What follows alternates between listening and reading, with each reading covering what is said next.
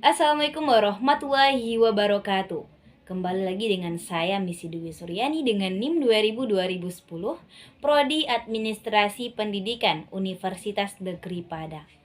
Dalam mata kuliah Administrasi dan Supervisi Pendidikan yang pastinya dengan Bapak Dr. Hanif Al-Kadri. Dan sekarang itu membahas tentang konsep dasar supervisi pendidikan di sekolah ataupun di perguruan tinggi. Topiknya itu dibagi menjadi dua. Yang pertama, itu mulai dari konsep dasar supervisi pendidikan. Apakah itu pengertian, rasionalnya, tujuan, dan fungsi dari administrasi dan supervisi pendidikan. Dan yang kedua, kita akan melihat lebih jauh tentang berbagai prinsip dari supervisi pendidikan. Dan terakhir, soal peranan dari supervisi pendidikan. Supervisi, analoginya begini, terdiri dari dua kata, super and visor. Super artinya segala sesuatu yang nilainya melebihi dari kebanyakan yang biasa dilakukan oleh orang lain. Berarti dia punya kelebihan-kelebihan tertentu. Seperti kata super pada Superman. Nah, di sana dia bisa terbang, orang lain tidak bisa. Berarti dia punya kelebihan tersendiri. Vision, pandangan jauh ke depan. Artinya dia sudah punya visi pada saat yang lain belum memikirkan. Dia sudah punya perspektif tentang itu, artinya selangkah lebih maju. Visinya menelaah untuk melakukan. Orang baru berencana, tapi dia sudah merencanakan. Ini manifestasi dari apa sebenarnya orang-orang yang kita sebut sebagai pelaku supervisi yang melakukan kegiatan supervisi tersebut. Yang pertama, orangnya kita sebut sebagai supervisor. Sedangkan kegiatannya kita sebut dengan supervisi. Nah, muncul pertanyaan saat ini. Siapa sebenarnya mereka yang kita sebut sebagai supervisor? Siapa mereka-mereka yang kita anggap memiliki visi yang lebih dibandingkan dengan yang lain? Apakah harus kepala sekolah atau guru atau siapapun yang punya kapasitas akan hal itu? Terus apa pentingnya kegiatan supervisi sekolah? Yang jelas secara historis dulunya atau mula-mula kegiatan ini diterapkan di sekolah atau konsep dari supervisi yang kita anggap sebagai atau masih tradisional. Pekerjaan masih berupa speksi, kegiatan itu masih dalam bentuk pengawasan atau mengawasi dalam pengertian kadang-kadang masih mencari-cari kesalahan dan juga menemukan kesalahan dalam tujuan untuk dipergunakan dan diperbaiki. Tapi konsep supervisi sebenarnya itu proses pembinaan. Nah, sekarang sudah berkembang menjadi kegiatan yang kita sebut sebagai supervisi pendidikan, yang kategorinya adalah ilmiah, karena paling tidak memenuhi 3 persyaratan. Yang pertama, sistematik, objektif, dan yang ketiga ada alat yang digunakan atau instrumen khusus yang digunakan sebagai alat pencatat atau pendeteksinya. Supervisi adalah sebuah proses usaha, suatu usaha yang tujuannya adalah untuk menstimulasi, melakukan koordinasi, dan melakukan pembimbingan secara kontinu atau terus-menerus terhadap pertumbuhan para guru. Semua guru-guru yang ada di sekolah baik sifatnya individual maupun secara kelompok. Agar apa? Agar lebih mengerti, lebih paham, agar lebih efektif dalam mewujudkan keseluruhan fungsi-fungsi pengajaran yang ada di sekolah. Tujuan utamanya adalah melakukan pembinaan, melakukan pengembangan diri agar tampil menjadi manusia-manusia yang luar biasa. Untuk mendidik atau melakukan atau mewujudkan tugas mereka dalam fungsi-fungsi pembelajaran yang mereka laksanakan setiap harinya. Sekarang kita coba lihat dari salah satu pendapat dari Parton and Bracknell yang menjelaskan bahwa kegiatan supervisi itu sebagai satu teknik layanan atau teknik pelayanan yang tujuan utamanya adalah untuk mempelajari sekaligus untuk memperbaiki secara bersama-sama berbagai faktor yang ada yang mempengaruhi pertumbuhan dan perkembangan dalam proses pembelajaran. Apa tujuan dari supervisi pendidikan? Tujuannya jelas adalah untuk memberikan pelayanan, memberikan layanan dan bantuan untuk meningkatkan kapasitas, kualitas, kemampuan belajar guru di sekolah ataupun di kelas. Jadi fokus utamanya adalah memang kepada guru.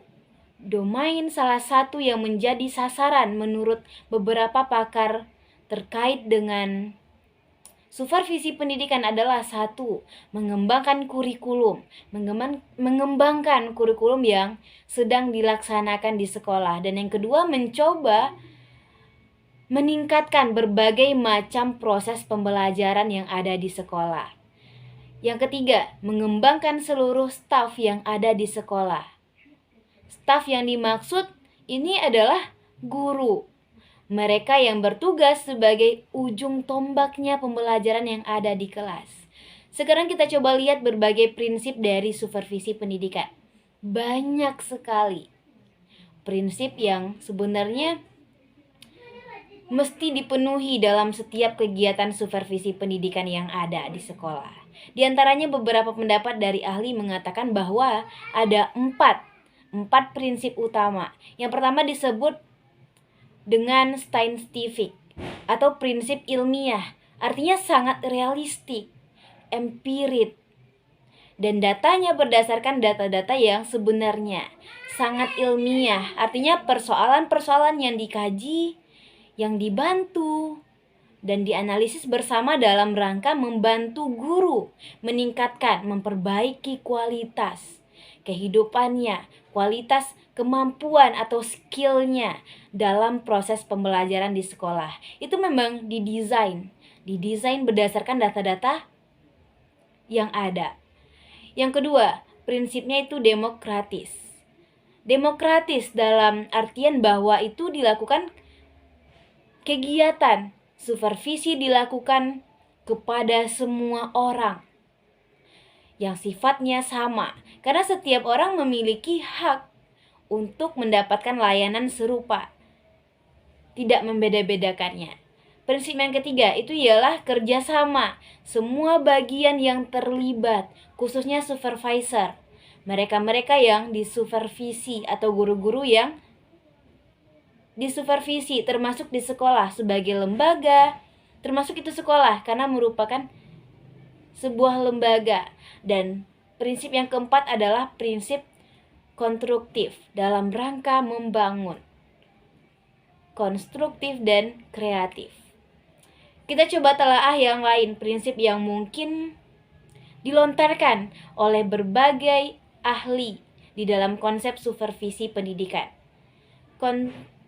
Konstruktif. Konsepnya itu mengarah kepada perbaikan, realistik, bersifat sesuai dengan keadaan, atau tidak dibuat-buat fakta. Ada juga istilah prinsip positif, seperti prinsip progresif, yaitu maju selangkah dengan mantap, yang di dalamnya itu ada perbaikan-perbaikan, level ke level. Jadi tidak sama, tidak tertumpu pada satu titik saja. Ada juga yang menyebutnya dengan prinsip inovatif. Berarti mengupayakan adanya pembaharuan, adanya inovasi atau hal-hal yang baru. Ada juga prinsip AMAH. AMAH dalam proses ini dibawakan dengan aman bagi kedua belah pihak, baik bagi supervisor maupun bagi guru yang dilayani. Ada lagi prinsip rekreatif. Rekreatif ini adalah prinsip untuk memberikan kesempatan pada supervisor yang disupervisi.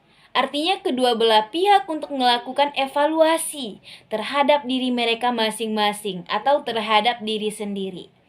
Nah, yang lucu, ada istilah prinsip negatif. Tapi ini harus dipertimbangkan bagi supervisor karena ini memberikan dampak bagi orang-orang yang disupervisi atau kegiatan supervisi itu sendiri. Beberapa prinsip negatif ini harus dihindari. Misalnya, misalnya gini, supervisi tidak boleh dilaksanakan secara otoriter. Yang kedua, supervisi tidak boleh mencari-cari kesalahan karena bukan tujuannya itu untuk mencari kesalahan baru diperbaiki, tapi proses mencari data fakta untuk memberi layanan ke siapapun. Dan supervisi tidak boleh dilaksanakan berdasarkan tingginya pangkat. Artinya tuh tidak ada pembatasan. Semua guru di sekolah punya hak yang sama untuk mendapatkan layanan supervisi. Supervisi tidak boleh juga terlepas dari pembelajaran karena ihwal akhir dari kegiatan layanan ini memang diberikan untuk perbaikan tujuan layanan pembelajaran. Dan supervisi juga tidak boleh memperhatikan hal-hal kecil dalam mengajar guru, sehingga pada akhirnya bisa meluangkan maksud dari supervisi. Secara umum, garis besarnya seperti apa? Jadi banyak sekali kondisi-kondisi yang menjadi prinsip negatif dan ini harus dihindari. Pendapat dari Sutopo juga begitu tentang prinsip-prinsip supervisi, seperti prinsip original, prinsip perbaikan, ada prinsip komunikasi, ada prinsip